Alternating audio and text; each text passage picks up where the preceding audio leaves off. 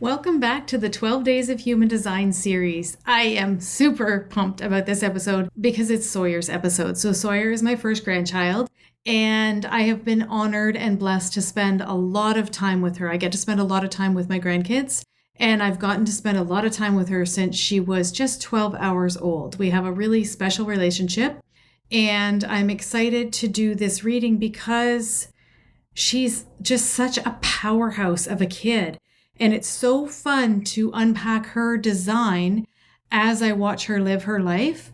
And again, I wish I had had this information when my own kids were little, right? So over the course of this 12-part series, or these 12 episodes, we're looking at every member of my family so that you can see that human design is a whole lot more than a label or a type. Sawyer is a manifesting generator.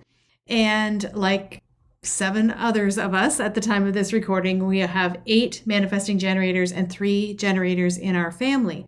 And we're all completely different. And Sawyer truly is one of a kind. Like, I have never met another child like her. And most people say that when they meet her. So listen in and hear all about the nuances of her chart. It's going to be a little bit different than some of the other readings that I've done over this 12-part series.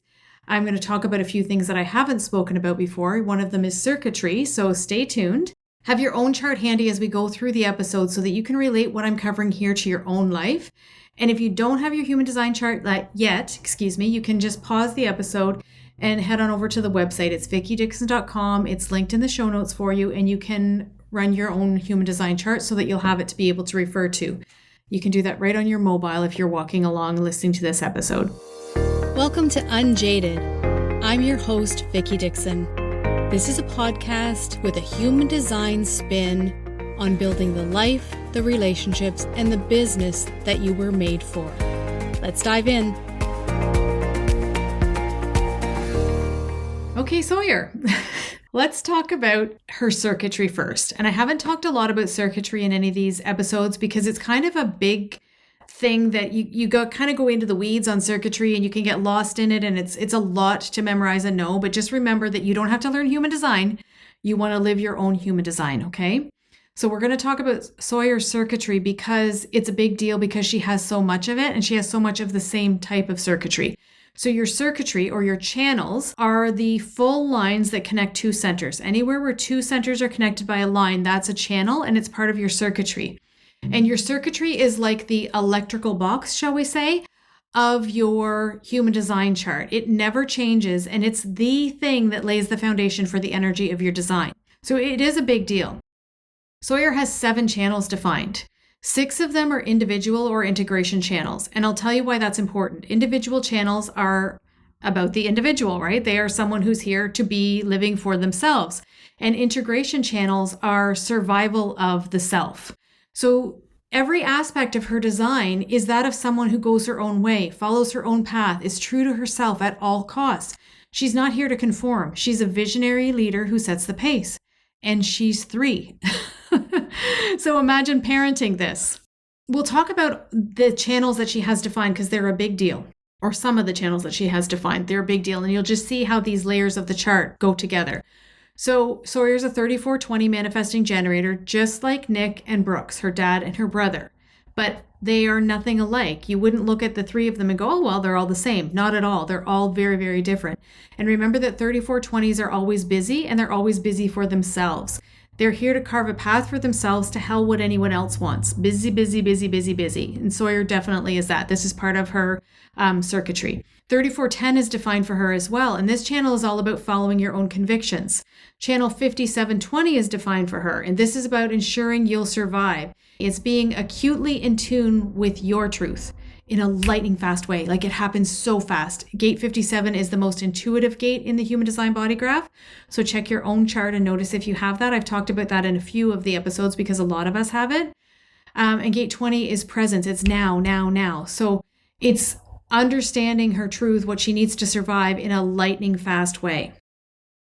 So that's just a little bit of her circuitry. I'm not going to go into it all because there is a lot to do with circuitry, but it just gives you an idea of how she's here to follow her own path. And I'm going to now layer on other pieces of the puzzle that mean she's here to follow her own path. So look at your profile. Sawyer is a 3-5 profile. When you look at your own chart, your profile will be listed somewhere where it says your type, strategy, authority. You'll see profile on there. So she's a 3-5 profile, and we've talked about these before in the episodes, but they're important, so I'm going to say it again. Third line profiles are the experiential learners. They move fast and break things, and that is definitely the way that Sawyer lives her life. Oh my God, she's always tripping, she's always cutting herself, she's always falling, she's always getting herself into all kinds of messes so that she can learn. And that's the thing, is that she's never making a mistake, and I'm putting that in air quotes because the conditioning on third line profiles is that they're making too many mistakes, but they have to experience things for themselves. So if you have a third line profile, or if your child or someone else you love has a third line profile, you have to let them make mistakes. And I'm putting that in air quotes because it's so important to their learning that they be able to move through life, that they be able to move fast and break things, basically, because that's how they learn. Fifth line profiles are visionary leaders. So they have a really unique way of looking at life. And we talked about this in Samuel's episode and Zoe's episodes because they are both fifth line profiles. So they're karmic mirrors. They live in a projection field, and they'll project onto others what needs to be healed, and people will project onto them because oftentimes people feel that fifth line profiles will save them somehow. So 3-5s together are powerful leaders who learn from experience and share their lessons for the betterment of all. Sawyer's conscious sun, and your conscious sun is the top number on the right of your chart. It's a big deal because that is who you be. It's who you're here to be. It's what you give to the world. You might hear it said in business circles that it's your brand. Sawyer's conscious sun is gate 51. And gate 51 is shock and initiation. And she is definitely very shocking. Definitely very shocking. 70% of who you are goes through the gate of your conscious sun. So it's a big deal. So we've got this little 3-year-old girl who is here to shock. She's a third line profile who's here to make mistakes. She's a fifth line profile who's a visionary leader and a karmic mirror. And she's got all of this circuitry that means that she's here to follow her own path above all else. It's just fascinating to see. I'm just looking at her chart here one more time. One of the other things that's defined in her chart is gate 39, and gate 39 is the gate of provocation. She's not here to be gentle and soft. Between her gate 51 and her gate 39 provokes changes or reactions in others. Gate 51 initiates or is shocking.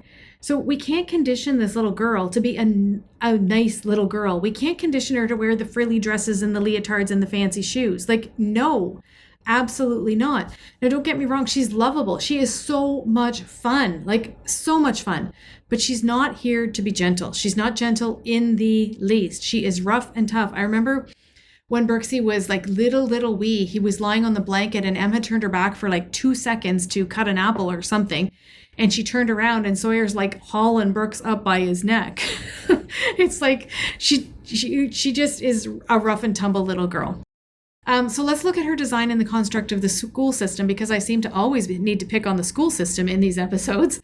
And it's not that I disagree with school on a fundamental level. It's that I think we can do better. Like, I know we need to do better for the next generation that's coming up. And that doesn't mean setting up litter boxes in the bathrooms. I said what I said. It means allowing for individuality, not to identify as something that you're not, but to identify as who you are, who you came here to be according to how you're designed to be. There's freedom in that and there's power in that. And I wonder if that's the resistance. God forbid we show children how powerful they really are. We certainly weren't raised to be powerful, right? If you're a Gen Xer like me, you weren't raised to know how powerful you were. And then you spend your entire life and in your entire business and all of your endeavors playing small and trying to find that piece of yourself that you can be bold enough to speak to draw your people to you. It's just a crazy system that we've got going on here. Anyway, I'll get off my soapbox for this episode. I should do like a whole series of episodes on that, taking your power back. So back to Sawyer. She's a split definition. So even though she has a defined throat, and this is a really big deal. So if you're a manifesting generator and you have a defined throat, or you're someone who typically we think of the undefined throat as needing to verbally process, but verbal processing lives in other areas in the design as well. So when you look at your own design, if you're a split definition, a split, a quadruple split, a triple split, any of those splits, you will need a certain degree of verbal processing. You need to talk things out. And for Sawyer, with this third line profile of her, she is always asking why. Always, always, always. Like her why stage has lasted practically her whole life. And I hope she never grows out of that, because we need more people asking why. But with her, what I've really noticed is that she needs to understand why in order to do the thing. She's never going to be a kid who you can just tell what to do. But if you tell her the next step, if you take the next step with her and explain why you're asking her to do something or why something has to be a certain way, she will process that and then it's fine. But if you don't tell her why, it's going to be a battle. So that's the third line profile. So gate 46 is defined as well. So if gate 46 is defined for you, it can be really helpful. It's a gate of love of the body. And it can be really helpful to walk and talk. Walk and talk, and as a split definition, verbally process. So she's got all of this talking in her. So I think we were talking about the school system originally. So we're going to look at the activity level that she needs. It's a big, important part of the equation for her. So she's a manifesting generator. She's a 3420. She's a third line profile. Gate 46 is defined. Gate 54 is defined. And gate 54, I believe, is a theme in her design.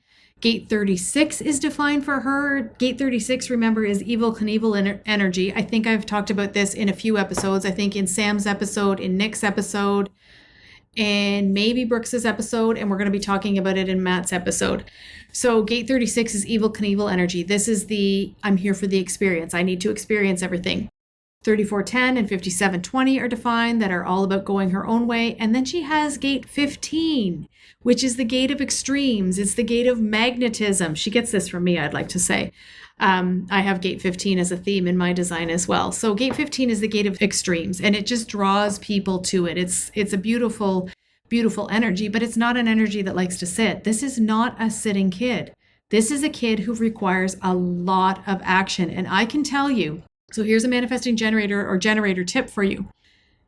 You need to use up your sacral energy every single day. As a generator type, you get a new load of sacral energy and it needs to be used up daily. So you will have more trouble sleeping if you don't get enough activity than if you do get enough activity. So it's really important to get enough activity. And you know how oftentimes with kids, we want to set up a bedtime routine, and I'm all for bedtime routines and all that stuff. You know, sit down and read a book quietly and settle in at nighttime, whatever. Well, Emily, my daughter, has these two kids who are 3420 manifesting generators. You know what they do at bedtime? They have an open concept house and they run. They get out of the tub and they run and they run and they run and they run and they run and they run and they run. And it just about makes you feel like you're going to spin out when you're sitting on the couch and watching these kids run and run and run and run and run, because it's counterintuitive, right? It's not the way we were raised. It's not the way we raised our kids to just run around at bedtime. But it's what her kids need. They need to use up that sacral energy so that they can fall into bed exhausted. If you're a generator or manifesting generator, you want to fall into bed completely exhausted and ready to go to sleep. You should fall asleep the minute your head hits the pillow. Okay, so this episode is getting long, but I did warn you that it would be.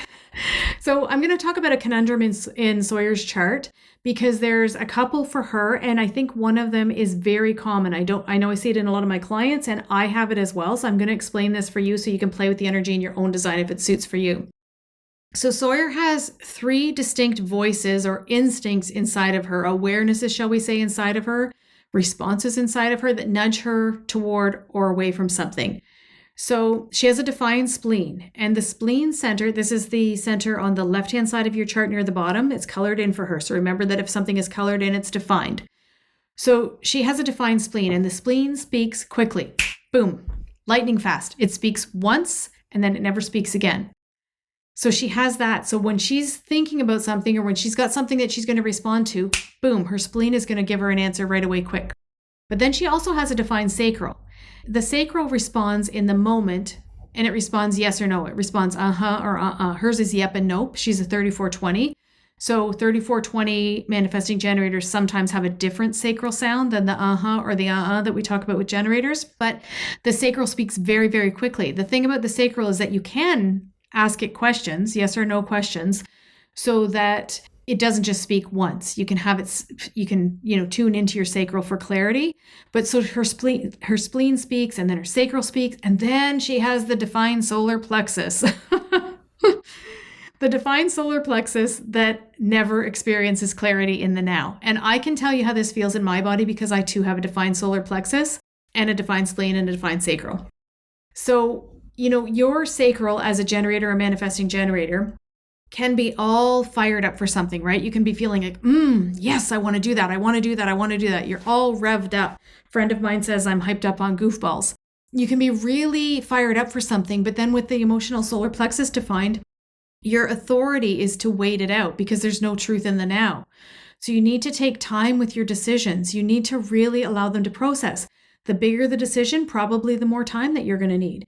I've had decisions in my life where I made a decision quickly. I'll give you this example. I bought a $1,700 course on a whim. I've never once opened that course. It was 2.5 years ago. I still haven't opened that course. I've tried to several times, but it's like, oh my gosh, it wasn't the right thing for me, but I didn't wait. And then I've had other things. So as I'm recording this episode, it's right around Black Friday. And because people are, Black Friday has really changed and people are talking about their offers for a whole lot longer. So I made a short list of people that I wanted to check out their offers if they went on sale. And I sat with that list as if I was buying the offer at full price for probably 2 to 3 weeks. And then when I landed on something, by the time we got to Black Friday, I think, so far I've only bought one thing. And it was very well thought out, very well felt out. That's the thing, you're feeling it with your emotional solar plexus. Had I not given myself the time and the space to do that, then I would have maybe bought more things and again, not use them. It's not the buying of the things that's the problem. It's the fact that you don't use them or that you have regret over your decisions. So we really need to help Sawyer to be deeply in tune with her intuition. For her intuition is what keeps her grounded. She's her conscious earth. So that's the second planet down, the second number down on the black side for her is the gate of intuition. So her intuition is what keeps her feeling grounded. So it's really important for us to encourage her to listen to her own intuition. And that's not always super popular, right? Certainly for kids, we try to make decisions for them. We don't teach them oftentimes how to lean into their own inner authority. And I think that this is the beautiful piece, or one of the beautiful pieces about human design for the generation that's coming up, is that we really can teach them how to understand how their energy works and how to honor that and make decisions that are aligned for them, regardless of whether we agree with it or not. So I had a whole lot more that I was going to talk to you about our Sawyer's design. Maybe we will do a deep dive into her chart because there's so much more to unpack here. But this episode has gone on long enough. So I am going to leave it at that and we'll come back to it in another day. So when you're ready to look at the nuances of your own human design, you can head on over to the website. It's vickydixon.com and book your own reading. We spend 75 to 90 minutes together going through all of the intricacies, that's a hard word to say sometimes, that make you you, so that you can step into your strengths, so that you can live the highest expression of your human design and let go of all of the ways that you've been told to be something that you're not. Remember that life is going to kick you around. Human design is the ultimate way to stay unjaded.